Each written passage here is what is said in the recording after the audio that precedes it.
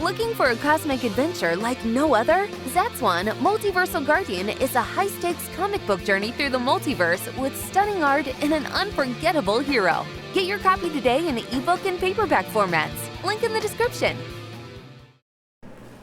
Hey everybody, it's Neil Allen, the creator of ZATSWAN Multiversal Guardian, the cosmic fantasy graphic novel, which you can purchase on Amazon in the link in the description. Please leave reviews if you do that, it helps people find the book. And last time I was here, I was talking about the Wheel of Time show and how I was disappointed with all the race bending and the changes to the characters it was doing, and it was recently canceled, which is kind of what brought about this discussion again. There's quite a bit to talk about, so I wanted to go a bit further into that. I read quite a few of the comments that came in, and I appreciate everybody for leaving comments and, continuing the discussion. I do want to make one thing clear, though. Just because I'm critiquing the execution of Wheel of Time's efforts at diversity doesn't mean I'm against diversity in general. Actually, I'm not. What I'm really for is better quality diversity, and Wheel of Time really missed the mark in a lot of areas. Like race bending is a big one, because I think that as I mentioned in the previous video, it's a disservice to all parties involved. It's a disservice to fans who liked the characters in their original incarnations. It's a disservice to fans looking for more quote-unquote diverse diversity in their entertainment. And the reason why I think that's a disservice to them is because I think people deserve characters to dive into and to get into who are diverse characters. I think they deserve them who are like that across the board. Like, they're not just diverse in one incarnation, but they're diverse in all their incarnations, meaning they were built to be that way. And that matters because, I don't know if you've been here before, but I have. I've tried to get into certain things because I saw them on TV. But then when I go to read the book or I go to read the comic book, it's like a totally different thing. And that's always a disappointing feeling. I think the way you really hook fans is you get them to dive into that other content. You draw them into it, but the other content has to resemble some of the key things that they liked from what they saw on television or in the movies or wherever they were first introduced to these concepts. So that's why it's important, I think, to have these characters built that way from the ground up, not like, oh, they're black over here but they're white over here. That's just going to cause confusion, cause frustration, and that's just not the way to go about doing things. Now, this race bending ultimately stems from laziness. People don't want to put in the work required to build characters like that from the ground up, and there's something frustrating and also kind of insulting about this whole thing. It's like, first of all, it's demonstrating the showrunner's laziness. Okay, I'm not going to do my own thing to build this diversity. I'm just gonna steal this other property and warp everything about it nearly, or I'm gonna tear out all these things I don't like and change it.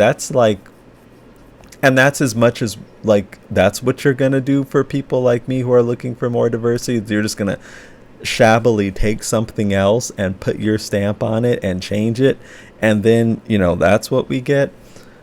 Whereas it's lazy. Again, if you try to go deeper into this content, you're just gonna find contradictory stuff that you might not even like. So it causes all kinds of problems.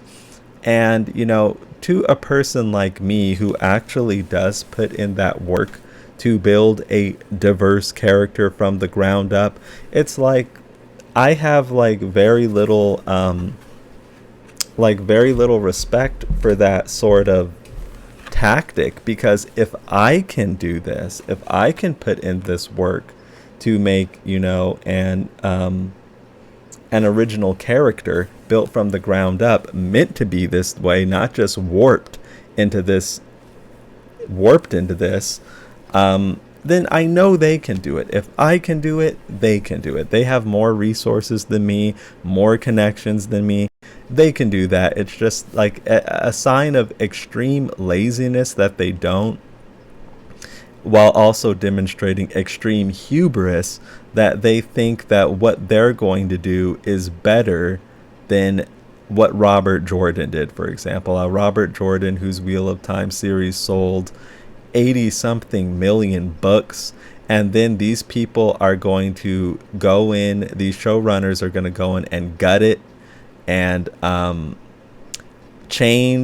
make these wholesale changes to characters as far as their sexual orientations and their races, and you're going to change the lore and not respect the lore, like what I mentioned about the Two Rivers in Emmonsfield. It's arrogance, really, you know what I mean? And unsurprisingly, they come up with something monumentally worse, you know what I mean? And their shows, it's canceled, while Robert Jordan's book sold 80 something million. Last I knew, it could be up to like 90 million. It probably is, actually. I mean, that really tells you something. And one of the reasons their whole project didn't work out, probably the biggest reason, is just that the show was bad. It was just not a well done show. But I don't think that the show understood or respected its audience. See, when you adapt something like Wheel of Time, of course, it comes with an inbuilt audience, and I feel that the showrunners paid little respect to those people, and they pay little respect to the book, and the audience that comes with Wheel of Time is not going to respect the showrunners paying little respect to them or the books that they're fans of. Now, here's what I will say. I really do think, yes, there is a place for diversity, of course. Diversity, I think, is a good thing. Now, of course, I can't speak for all these people who didn't like, the race bending and Wheel of Time. But for me, I actually, again, am for diversity. But it has to be done well, and what we saw in Wheel of Time was completely misplaced. Wheel of Time, like, that wasn't a big priority of the Wheel of Time, and I don't think it was probably a big priority for the Wheel of Time readers. So to come in here, to take a property like Wheel of Time and make these, like, big woke statements with it, that's misplaced. Like, here's one thing that I will say that some people probably won't like, but this is just the way I see it. There is a place for woke entertainment. There is. The thing about it is that place isn't necessarily the Wheel of Time. There's a place for woke entertainment. There's a fan base for woke entertainment. But if you want to do that, this isn't necessarily the property to do it with. You know what I mean? You put, like, what they did was they put this mega woke thing with these race bent characters and these orientation bent characters in front of an audience that wasn't likely to appreciate that. And that's where Wheel of Time, the audience wasn't expecting that, and a lot of them didn't appreciate that. Now, one of the big keys to success is getting the right product in front of the right audience. Now, some of these, like, YouTube personalities who act like anything that's has those characteristics that they would call woke is bad and shouldn't exist, I think that's ridiculous, extremely self-centered and selfish. There are people out there who like that, and that stuff has a right to exist. I think it was just misplaced to pull those maneuvers in front of Wheel of Time's fan base. Those are some of the things that I wanted to talk about with Wheel of Time. I do have some comments here that I think would be interesting to read. I always like to give the community attention and interact with them. Here's a comment from HollowNet1. I don't know how it's done in Europe, but I love how Asian countries don't pander to Western trends. I don't expect to see any non-Asians in Chinese classics, such as Romance of the Three Kingdoms or The Monkey King. Okay, I'm going to pause there. Okay, well, yeah, I wouldn't expect Asian countries to pander too much to Western trends because they're oftentimes producing content for Asian people who have their own, sensibilities and things like that. Moving on, HollowNet1 says, if you're a minority actor, you just need to accept that there are roles you can never get, just like how the presidency is barred to you if you're not a natural-born citizen, or how non-citizens are exempt from government jobs or voting. Let me pause this here. So what I think about that statement is it's kind of aggressive, actually, because why are you focusing on HollowNet1? Why are you focusing on if you're a minority actor, you just need to accept that there are roles you can never get? Basically, I think if you're an actor in general of any background, you should accept there are roles you can never get. Like, is somebody going to cast me to play Hulk Hogan? In some movie, I don't see why they would. So that doesn't just apply to minorities. That applies to just actors in general, I think. And moving on. I love the counter argument that it's just a fake story anyway. Why does it matter what color any character is? Lol.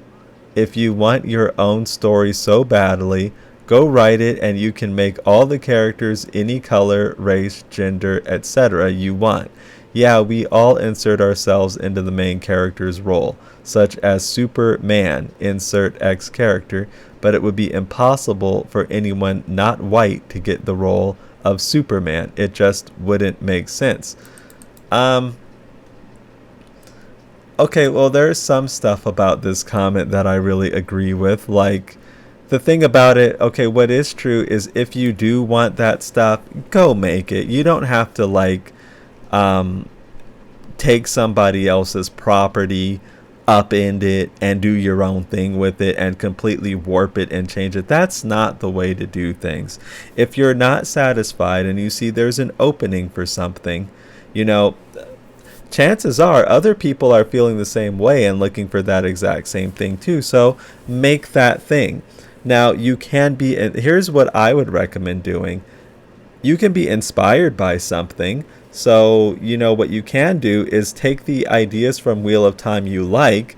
Don't steal them, but you can do your own take on them, and then make and leave the stuff you didn't like behind or change the stuff you didn't like.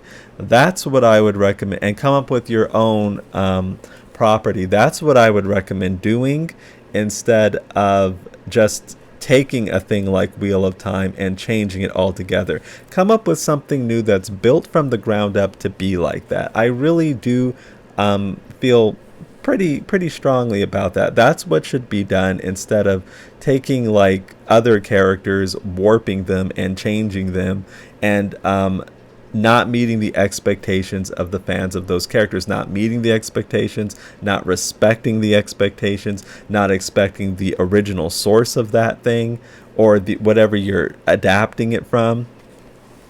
That's not the way to go. About some of these other statements, let's see. Would it make sense for Superman to be another race? You can do that. I mean, I don't recommend doing it, but I don't see how the story wouldn't completely make sense. The Kents could just say that Clark was adopted. So, I mean, I don't recommend making Superman another race for all the reasons that I've talked about already. But, I mean, at the same time, you can go ahead and do that. But, yeah, so these are some more thoughts on the Wheel of Time whole debacle. Again, I'm talking about this stuff. It's coming from a couple places. First, disappointment that, they made this Wheel of Time show and it was so bad and it didn't look anything like the books in various ways. Second, a place of, care and concern. We can do better at diversity than this. There are better ways to do it than this. There are better ways to specifically target the audience that's looking at it than this, than putting it in front of an audience that's not likely to appreciate it in the context in which the Wheel of Time showrunners delivered it, such as race-bending, iconic, beloved characters that people already have expectations for. Now, of course, there are some people out there that are going to be against the race bending just because I've said this before in this video, they'll say it's pandering, but ultimately what they want is for them to be pandered to. And, the thing, like, what I don't agree with is, like, people who act like that this type of stuff shouldn't even exist at all. Like, one thing you'll see on YouTube quite a bit are like these 40, 50-year-old white guys with beards who are complaining about something like the Disney movie Wish. Like, why are you even talking about, that movie wasn't meant for you? Like, why are you even focused on that at all? Like, why is that even on your radar? That wasn't designed to appeal to you. That I don't find reasonable whatsoever. That movies like that and content like that has a right to exist. What I can understand better is when these things take something that already has a fan base that people already love, and they love it the way they love it, and then they warp it. Now, I'm not for that at all. And Wheel of Time, unfortunately, the show is an example of the latter. It's not something that was just built to appeal to a certain audience. It was something that was taken, stolen, and warped, beyond, recognition into something that its core audience, a big portion of them, at least a very large portion, were likely to be repulsed by. But that's what I have to say for now. Leave your comments in the comment section below. Be sure to pick up ZATSWAN Multiversal Guardian, an example of a diverse character that was built to be diverse right from the ground up. And support that if that looks interesting to you. And I will talk to all of you again very soon. Take care.